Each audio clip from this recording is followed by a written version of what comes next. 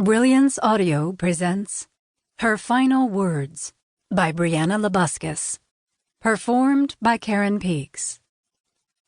The girl in the interrogation room stared at the exact spot where FBI agent Lucy Thorne stood, behind the mirror that separated them. She was pale, nearly translucent.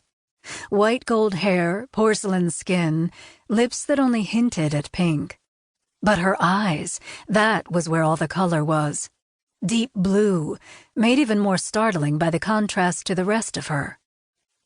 As Lucy met the girl's gaze through the layers of glass, a chill sank into the marrow of her bones, a shiver rippling beneath her skin that had nothing to do with the temperature in the field office. "She asked for me?" Lucy checked again, despite the fact that Special Agent in Charge Grace Vaughn had already confirmed it 3 times. Some tired recess of Lucy's brain had snagged the bit of information, and it ended up looped, the words chasing themselves, a question, then a statement, then a question once more. "She asked for me?" "By name," Vaughn said, none of her trademark impatience obvious in the soft Georgia drawl she deployed at will. "You think she's legit?" Vaughn didn't take her attention from the girl. "Yes."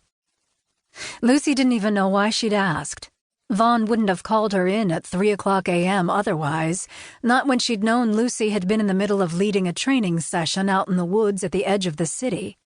"She give her name?" Lucy asked, trying to tame her damp hair into a semblance of respectability. The forest had been muddy from the rain the day before, water still slipping from the trees' leaves. Everyone had been soaked through by the end of the night session. "No." An unidentified walk-in, then. Usually those were filtered out by the main desk, diverted to the local drunk tank or referred to a social worker. They rarely got to this point, even if they asked for a specific agent.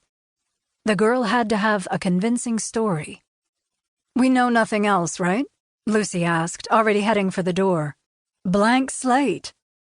Lucy nodded, then slipped into the hallway, pausing there to roll her shoulders, releasing some of the tension that had built as she'd watched the girl through the glass. Then she took a breath and stepped through the door. The girl tipped her head when she caught sight of Lucy, her expression calm. No panic, no fear there.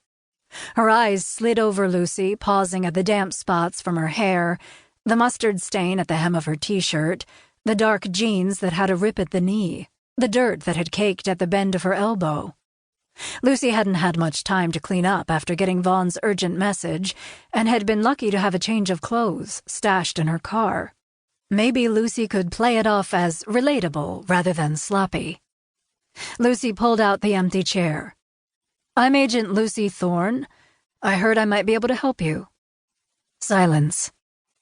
"Can you tell me your name?" Lucy prodded. The girl wanted to talk. She must have, otherwise she wouldn't have been there. The girl shifted, licked her lips, the first sign of nervousness Lucy had seen. "Eliza." The voice as pale as the rest of her. "Eliza Cook." It felt like a victory, though it shouldn't. "Nice to meet you, Eliza."